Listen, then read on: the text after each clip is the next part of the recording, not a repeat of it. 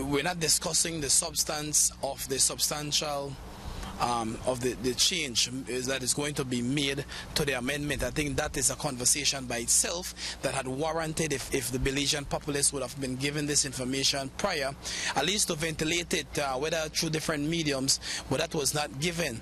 And the rationale given by the Minister of Foreign Affairs is that basically they don't need to because they were elected, and he went further than that by saying that when the compromise was signed, it was done and the public was never told, other than the fact that it was signed, and that the only thing the public needs to know is basically the time and the date of the referendum.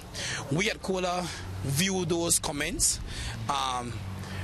They're very offensive, they're very obscene, and we frown at it because it's a slap in the face. I would think that the government of this day would understand that from their experience in signing that compromise in secret, because the public didn't know, and the wave of backlash that they had received, that it would have taught them a lesson that whenever you're dealing with such a sensitive issue, dealing with the territorial integrity of our nation, that it's best that you take the measure twice, cut once approach. But they think that they know it all, and it appears that the government thinks that once they think an issue is not as big enough, that they don't have to tell us. And we are saying that here what? We are not minors, children, that, you know, if you have a child that is underage, maybe you can think for that child. But when you have citizens who are over 18 who are eligible to vote, then you don't treat them and disrespect them as children. And even with children, you have to know how to be careful with.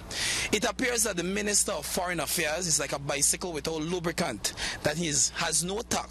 Every time he opens his mouth, it rubs the country the wrong way. And I think that is just putting it mildly. And I believe that the position of the Prime Minister just goes further to sanction this ludicrous and insane behavior. This minister has gone rogue on us, and it seems that this government seems to go rogue the very same way. The issue of going to the ICJ is a very serious one.